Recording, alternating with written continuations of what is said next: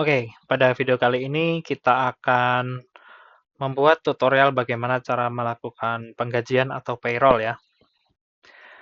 Sebelum masuk ke fitur payroll, pertama-tama teman-teman harus mendaftarkan dulu karyawan. Tentunya kalau teman-teman pengen yang lebih detail, bisa menggunakan Tensor HR ya. Cuman mungkin untuk tutorial kali ini kita akan membuat payroll yang sederhana menggunakan Tensor Finance. Kita daftarkan dulu karyawannya, misalkan 001 namanya Budi Ahmad gitu ya, dengan nomor HP sekian-sekian. Kita abaikan dulu ya. Ini sebenarnya bisa teman-teman koneksikan. Nanti misalkan pengen menggunakan sistem yang lebih kompleks, yang lebih detail ya, dengan Tensor ERP, cuman mungkin kita abaikan aja untuk usaha yang mungkin masih kecil. Terus kemudian karyawan kedua ada Bu Noviana, misalkan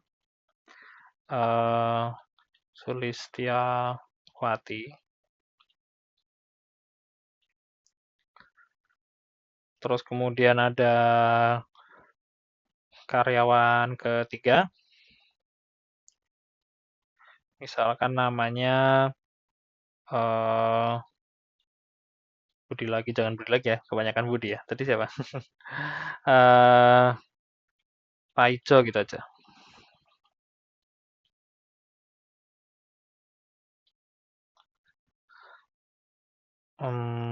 Strip aja lah.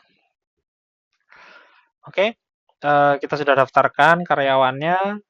Jika teman-teman ingin melibatkan gaji dan tunjangan, ya misalkan untuk tunjangan lembur atau mungkin BPJS Kesehatan dan lain-lain, mungkin bisa dideskripsikan di sini. Atau mungkin kita akan bahas di tutorial lain secara lebih detail ya. Cuman mungkin di sini kita akan abaikan dulu. Kemudian kita masuk ke penggajian, yaitu di buku besar, dan di sini ada entry penggajian. Oke, pada entry penggajian ini kita mendaftarkan dulu data-data yang diperlukan ya. Jadi pertama, jenis pembayarannya bisa dilakukan harian, misalkan untuk buruh harian ya, atau mungkin mingguan untuk proyekan atau bulanan secara reguler. Kemudian kita akan melakukan penggajian untuk cabang Yogyakarta di bulan Juli. Nomor dokumennya payroll gitu ya. PR 007 misalkan bulan Juli gitu ya, bebas tentunya. Tanggal jatuh temponya di bulan akhir bulan. Jadi untuk payroll ini sebenarnya tidak harus di akhir bulan dibuat ya. Jadi bisa juga justru di awal bulan atau setelah penggajian di bulan sebelumnya, yang bisa jadi eh, hutang gitu di perusahaan Anda. Jadi hutang sebagai pengingat untuk dibayar di akhir bulan, misalkan seperti itu ya. Ini tentunya tergantung kebijakan perusahaan Anda masing-masing ya untuk mencatatkannya itu di bulan atau di tanggal berapa gitu ya. Dan tanggal penggajian pun tentunya beda-beda tiap perusahaan ya. Beban akrualnya kita gunakan gaji belum dibayar, jadi utang gitu ya. Pajak penghasilannya kita gunakan PPh 21. Dan nanti saat dilakukan pembayaran, tentunya kita akan mentransfer itu dari bank tertentu ya, misalkan dari bank BCA gitu. Katakanlah ini masih draft gitu ya. Kemudian kita tambahkan karyawan dari karyawan yang kita sudah daftarkan tadi. Di sini tunjangannya ini nggak ada isinya ya, ini harus kita definisikan di yang pertama kita bahas tadi.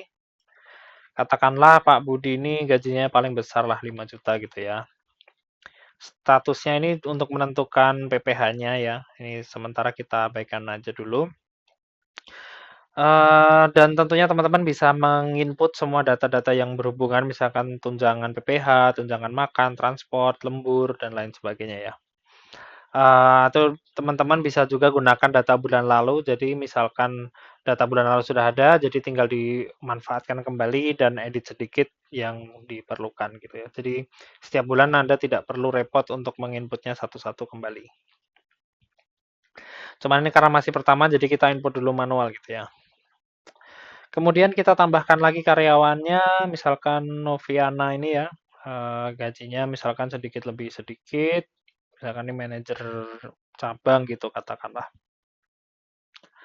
Dan kita tambahkan juga ini Pak Paijo, misalkan beliau itu cuman bantu-bantu aja per minggu gitu, misalkan gajinya 2 juta aja gitu. Kita simpan, tentunya karena ini sifatnya masih draft, jadi ini tidak memunculkan jurnal apapun di jurnal umum ya. Kemudian tentunya ini akan direview oleh bagian HR, jika kepala HR-nya itu sudah menyetujui, maka ini akan kita ubah menjadi diterima. Yang ubah itu tentunya ini kita bagian finance ya. Cuman jika teman-teman memang punya bagian HR yang khusus, tentunya teman-teman bisa coba juga menggunakan Tensor HR, Tensor HR gitu ya. Jadi di sana dari bagian tertentu bisa mengapprove untuk payroll-nya sehingga nanti ini akan otomatis berubah status menjadi approve gitu atau diterima. Setelah diterima, ini akan menghasilkan jurnal yaitu beban gaji dan juga gaji belum dibayar. Jadi di sini akan muncul hutang perusahaan gitu ya. Katakanlah waktu berlalu sampai di akhir bulan, kemudian si eh, bagian finance melakukan transfer ke masing-masing karyawan, maka di sini kita bisa klik dibayar sehingga akan memunculkan atau menghilangkan akun mendebitkan akun gaji belum dibayar serta mengkreditkan akun kas gitu ya. Jadi kas kita tertransfer ke karyawan. Tentunya ini sangat sederhana ya. Lagi-lagi jika teman-teman pengen yang lebih detail untuk mencetak slip gaji segala macam, teman-teman bisa gunakan Tensor HR.